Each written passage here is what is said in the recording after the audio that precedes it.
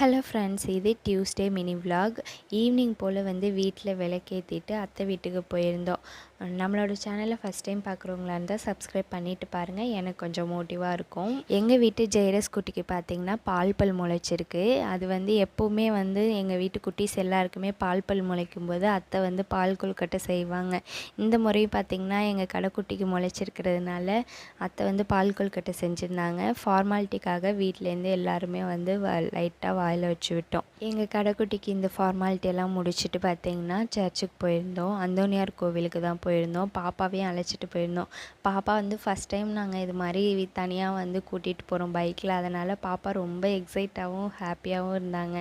அப்புறம் தம்பியும் பாப்பாவும் வந்து உட்காந்து ப்ரேயர் பண்ணிகிட்டு இருந்தாங்க. ப்ரேயர் பண்ண சொன்னோன்னே நாங்களும் பார்த்திங்கன்னா சாமிக்கு பூ வச்சுட்டு அப்புறம் ப்ரேயர் பண்ணிவிட்டு அங்கேருந்து கிளம்பிட்டோம். எங்கள் வீட்டில் இருக்கிற குழந்தைங்களுக்கு எல்லாருக்குமே வந்து ஒரு நல்ல விஷயம் ஸ்டார்ட் பண்ணும்போது வந்து சர்ச்சுக்கோ இல்லை வீட்லேயோ நல்ல வந்து சாமி கும்பிட்டு அதை பாசிட்டிவாக என்ஜாய் பண்ணி தான் வந்து நாங்கள் செலிப்ரேட் பண்ணுவோம்.